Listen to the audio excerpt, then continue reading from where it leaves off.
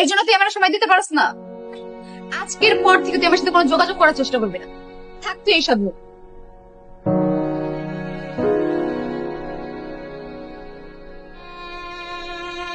ইস, কেন যে আবিরকে থাপ্পড়টা মারলাম। ওকে থাপ্পড় মারাটা মনে হয় আমার উচিত হয় না।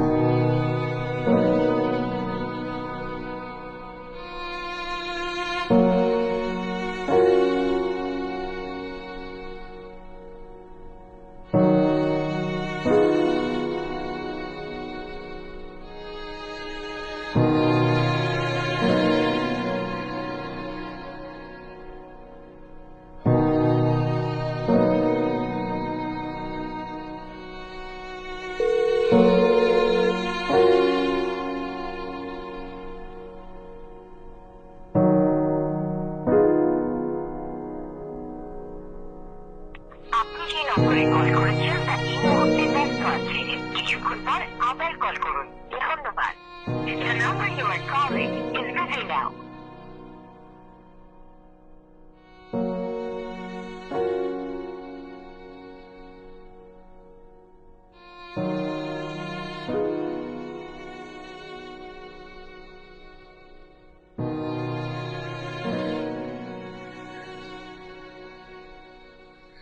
আবির, তোমার সঙ্গে আমার ইম্পর্টেন্ট কথা আছে।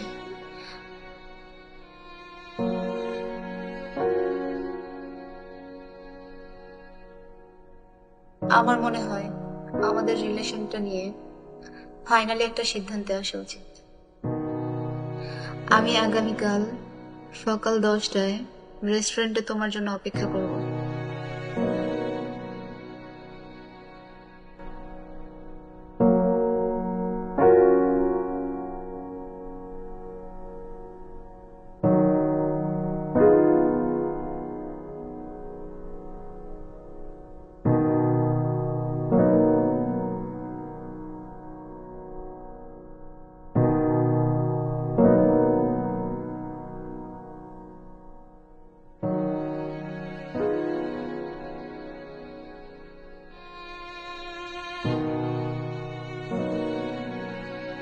এই সরি সরি সরি, একটু লেট হয়ে গেল।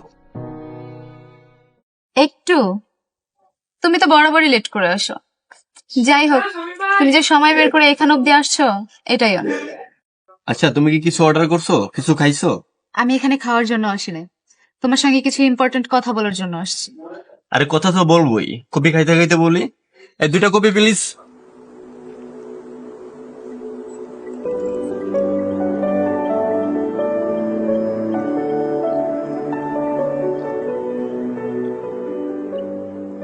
দেখো আবির, তুমি এখন যে প্রফেশন নিয়ে আছো এটার কোনো ভবিষ্যৎ নেই। এদিক দিয়ে বাবা আমাকে বিয়ের চাপ দিচ্ছে, আমি আমার বাবাকে কি বলবো? তুমি ছোটখাটো একটা কাজ করো, তাহলে তো আমি আমার বাবার সামনে তোমাকে প্রেজেন্ট করতে পারবো। আমি বলতে পারবো যে না, আমি যাকে ভালোবাসি সে একটা কাজ করছে। তুমি তো জানো আমার ফিল্ম ডিরেকশন নিয়ে কত স্বপ্ন। আমি এখন নদীর মাঝখানে আছি, একুলে তুমি, ওকুলে আমার ফিল্ম ডিরেকশন। আমি তোমাকে হারাতে পারবো না, আর আমি আমার স্বপ্নটাকে ছাড়তে পারবো না। দেখো, তোমার হাতে হয়তো বা অনেক সময় আছে, আমার হাতে তেমন সময় নেই। আমার ফ্যামিলি থেকে বিয়ের চাপ আসছে, তোমার জন্য তো আমি অনেক সম্বন্ধ রিজেক্ট করেছি। এভাবে আর কতদিন? তুমি তো আমার এই হাতকে ধরেছিলে, তুমি তো বলেছিলে তুমি আমার সুখে দুঃখে সবসময় পাশে থাকবে, আমার স্বপ্ন পূরণে সহযোগিতা করবে। দেখো আবির, আমি তোমার এই স্বপ্ন পূরণের পাশে থাকতে পারবো। আজকে তোমাকে একটা সিদ্ধান্ত জানাতেই হবে, হয়তো তুমি ফিল্ম ডিরেকশন বেছে নিবে, আর না হলে তোমার লাইফে আমাকে বেছে নিবে।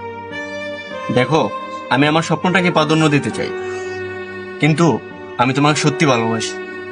তুমি যদি আমার স্বপ্নটাকে আমাকে মেনে নিয়ে আমার পাশে থাকতে চাও, তাহলে থাকতে পারো, নয়তো ভালো থাকো।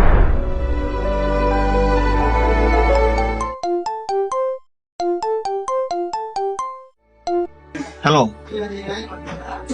Set ready? ওকে, আমি এখনই আসতেছি।